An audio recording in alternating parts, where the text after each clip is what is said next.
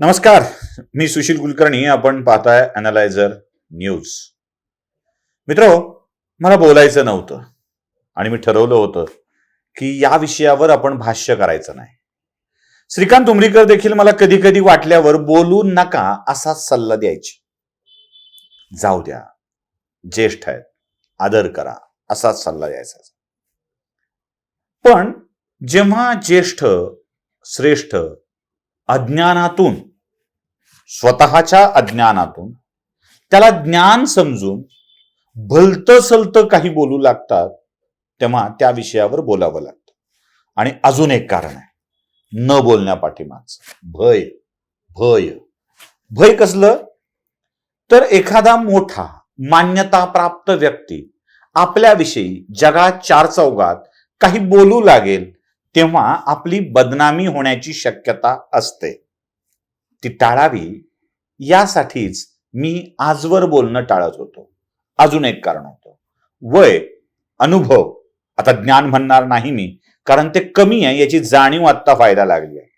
त्याला आपण खूप मोठा असलेल्या माणसांचा असा अनादर करू नये, हे संस्कार आहेत म्हणून बोलत नव्हतो, पण आता बोलायला घेतोय. आमच्याकडं एक म्हण आहे, इल्लळीला दुःख झालं खाजून खाजून मोठं केलं. म्हणजे एखादी बाई असते जिला आपल्या थोड्याफार वेदनांचा आकार मोठा दाखवायचा असतो, तिला आपल्याकडे लक्ष वेधून घ्यायचं असतं, तेव्हा ती आपल्याच जखमेला असं पुन्हा पुन्हा पुन्हा पुन्हा खाजवते आणि ती मोठी करते. म्हणून ते इल्लळीला दुःख झालं खाजून खाजून मोठं केलं, अशी आमच्या मराठवाड्यात लातूर जिल्ह्यामध्ये ती म्हण वापरली जाते. असं हे खाजून खाजून जखम मोठी केली, त्याचा खाजून खरूज केला की मग लोकांची सहानुभूती मिळू लागते, लोक त्याकडं लक्ष देऊ लागतात. यासाठीच हा सगळा उद्योग सुरू असतो. थेट मुद्द्यावर येतो. नमनाला घडाभर तेल झालंय. प्रवीण बर्दापूरकर, संपादक, लोकसत्ता या दैनिकात काम केलेले. आणि या बर्दापूरकरांनी एक लेख लिहिला. त्यांचं काहीतरी blogspot.com त्यांच्या नावाने चालणारं काहीतरी आहे. फेसबुकवर अजून मधून मी त्यांचे लेख वाचत असतो आणि त्यांचा ब्लॉग अचानक बंद झाला. युअर ब्लॉग इज सस्पेंडेड असा मेसेज दिसू लागला.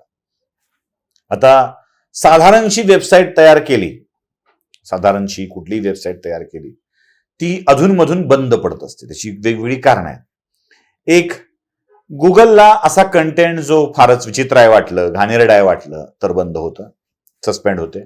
दोन, खूप ट्रॅफिक वाढलाय त्याच्यावरचा, खूप क्लिक वाढल्यात तर ते बंद होतं. तीन, पैसे भरले नसतील तर बंद होतं. तीनच कारण आहेत बंद पडण्याची. बर्दापूरकरांनी एक लेख लिहिला आणि त्या लेखामध्ये भाजप सुडाचं राजकारण कसं करतंय राहुल गांधींच्या विरोधात ते लिहिलं. आणि ते लिहिल्यानंतर तो लेख बंद झाला, सस्पेंड झाला. ब्लॉग, फेसबुक अकाउंट नाही आहे, ब्लॉग सस्पेंड झाला. बर्दापूरकरांनी माझा सस्पेंड करविला अशी पोस्ट करून टाकली आणि अर्थात भाजप नरेंद्र मोदी यांच्यावर तोंडसूक घ्यायला सुरुवात केली. आता नरेंद्र मोदी प्रवीण बर्दापूरकरांचा ब्लॉग सस्पेंड करतील एवढं त्या ब्लॉग मध्ये काही आहे का हे जरा बघितलं पाहिजे. आता बर्दापूरकर प्रत्येक लेखात, प्रत्येक व्हिडिओत, प्रत्येक बोलण्यात माझं माझं माझं सांगत असतात. म्हणजे माझे ते तर छगन भुजबळांना उठून सॅल्यूट करतात. म्हणजे छगन भुजबळ जेलमध्ये गेले, म्हणजे जेलमध्ये काही भाजपनं घातलं नव्हतं. म्हणजे भुजबळांना जेलमध्ये घालणारं त्यांचंच सरकार होतं, त्या सरकारच्या काळात ते जेलमध्ये गेले होते. आणि त्यांनी जी सहनशीलता, धैर्य दाखवलं, त्या धैर्याला उठून सॅल्यूट केलं त्यांनी नांदेडच्या कार्यक्रमात. छगन भुजबळांना सॅल्यूट करण्या इतके मोठे भुजबळ आहेत आणि भुजबळांना सॅल्यूट करण्या इतके मोठे म्हणजे ज्ञानी आपले हे आहेत, बर्दापूरकर आहेत. आता या बर्दापूरकरांना माझं माझं सांगण्याची खूप सवय आहे. म्हणजे माझे गोपीनाथ मुंडेंशी कसे संबंध होते, माझे विलासरावांशी कसे संबंध होते, माझे मुत्तेमवारांशी कसे संबंध होते, माझे महाजनांशी कसे संबंध होते, त्याच्या पलीकडे त्यांनी कधी काही मांडलंय असं वाटत नाही मला. म्हणजे सगळ्या मांडण्यात माझे संबंध कसे होते हा एक मुद्दा प्रकर्षाने बर्दापूरकरांच्या बोलण्यामध्ये दिसतो. म्हणजे ते त्यात मी खूप असतो, मी माझा संपर्क हा विषय खूप असतो. आता या प्रवीण बर्दापूरकरांच्या ब्लॉग सस्पेंड होण्याला त्यांनी मोदींना जबाबदार धरलं. आता खरंच खूप यांचा रीच आहे का? तर दत्ता जोशी नावाचे आमचे एक पत्रकार मित्र आहेत, मित्र नाही ज्येष्ठ आहेत ते, त्यांना मित्र मी म्हणणं योग्य ठरणार नाही.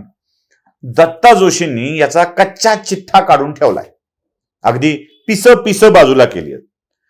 प्रवीण बर्दापूरकरांच्या स्वतःच्या नावाने चाललेल्या ब्लॉगचा ऑर्गॅनिक रीच महिन्याला 11 आहे. म्हणजे दर महिन्याला 11 लोक त्यांचं नाव टाकून सर्च बॉक्समध्ये नाव टाकून टाईप करतात आणि बघतात तशी 11 आहेत. म्हणजे मी त्यांना कमी लेखत नाही, म्हणजे फक्त 11च लोक त्यांना शोधून पाहतात अशी महाराष्ट्रात 11 लोक आहेत. ब्लॉग मराठीतला म्हणून महाराष्ट्रातले 11 लोक म्हणतो. बरं, ते जे काही लिहितात त्याच्या रीचचा विचार केला, पोहोचण्याचा विचार केला, हिट्सचा विचार केला, म्हणजे सरळ प्रेक्षक संख्येचा विचार केला, तर एका ब्लॉगची वाचक संख्या, माफ करा प्रेक्षक, मला आता युट्यूबमुळे प्रेक्षक हा शब्द तोंडात येतोय, त्यांची वाचक संख्येचा विचार केला तर बर्दापूरकरांची वाचक संख्या ही एकूण 1000च्या वर जाताना दिसत नाही. म्हणजे एक उदाहरण देखील दाखवलंय दत्ता जोशींनी, ते वाचक तुम्हाला दाखवतो. त्यात भाजपच्या विरोधात लिहिलेल्या एका लेखाची वाचक संख्या 650च्या आसपास आहे. इतकं ते मर्यादित आहे. म्हणजे जे 1000 लोकांच्या पर्यंत पोहोचत नाही असं बंद करण्यासाठी भारतीय जनता पक्ष अथवा नरेंद्र मोदी लक्ष घालतील आणि बंद करतील अशी शक्यता स्वतः बर्दापूरकरांना तरी वाटते का?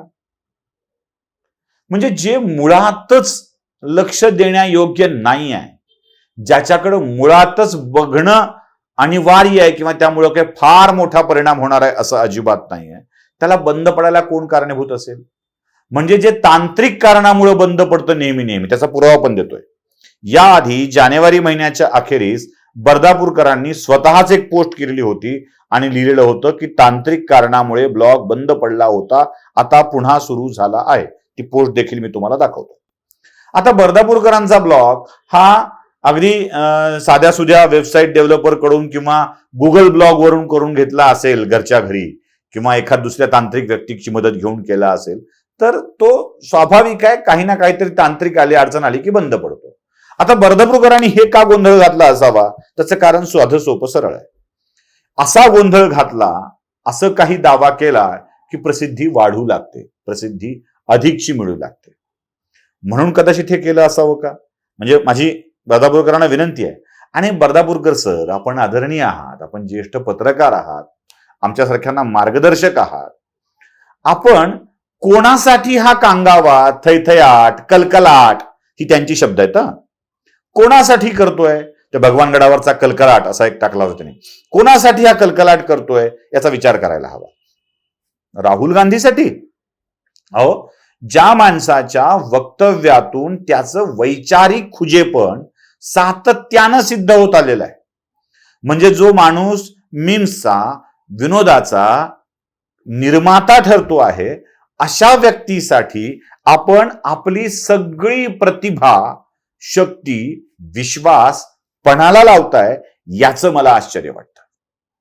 म्हणजे खरं तर आपण काँग्रेसी विचाराचे नाहीत, आपल्या काँग्रेसी विचाराची मंडळी आपली मित्र असतील कदाचित, आपण त्या विचाराचे नाहीत, पण अशा स्वरूपाचा कलकलाट, थैथयाट करण्याची काही एक कारण नसताना आपण राहुल गांधीसाठी आपण स्वतःला हे करून घेत आहे. आता मला याची पूर्ण कल्पना आहे. मी हा विषय मांडल्यानंतर किंवा दत्ता जोशींनी हा विषय मांडल्यानंतर, श्रीकांत उमरीकरांनी हा विषय मांडल्यानंतर प्रवीण बर्दापूरकर या विषयामध्ये आमच्या तिघाचेही वाभाडे काढायला समोर येतील. अर्थात आमचा एकमतचा विषय त्यांना फार सोयीचा आहे आणि सोपा आहे, त्यामुळे ते जे काही बोलतील, आमच्या आयुष्यात आलेली अपयश आणि आमच्या आयुष्यात केलेली मोठी चूक म्हणजे ते अमित विलासराव देशमुख यांच्या शब्दावर विश्वास ठेवून पुरोगामी विचारांचे एकमत सुरू करण्याचा एक पानसट प्रयत्न आम्ही केला होता. ते आमच्या अपयशाचा एक मोठा भाग आहे आणि तो मान्य करून, सगळ्यांच्या समोर कबूल करून, सगळ्यांची माफी मागून मोकळा झालेलो आहे. म्हणजे ते ओझं मरेपर्यंत माझ्या अंगावर असणार आहे याची जाणीव मला असूनही मोकळा झालोय. कारण एकच दुःख किती वेळ घेऊन पुढे जायचं ना. अर्थात आमचंही काय नुकसान झालंय हे सांगावं लागणार आहे कधीतरी, त्याचाही वेळ येणारच आहे. आणि त्याही प्रकरणात ते बोलणार असतील तर त्यातली ही सगळी वस्तुस्थिती मला समोर मांडावी लागणार आहे. ते बोलणार असतील तर मला काही वेगळं त्यात मुद्दाम मांडायचं नाहीये. ते बोलणार असतील तर मांडावं लागणार आहे, हरकत नाही. बर्दापूरकरांना फक्त मला एवढंच सांगायचं आहे की तुमच्याविषयीचा आदर कायम आहे, पण मोदी विचारत नाही म्हणून राहुलची बाजू घ्यायची आणि राहुलची बाजू घेतली म्हणून मोदींनी अडचणीत आणलं, अशा स्वरूपाचा जो काही तुमचा प्रयोग चाललाय ना, तो कृपया बंद करावा. त्यात आपणच विचार करावा, एवढीच साधी सरळ अपेक्षा आहे. धन्यवाद.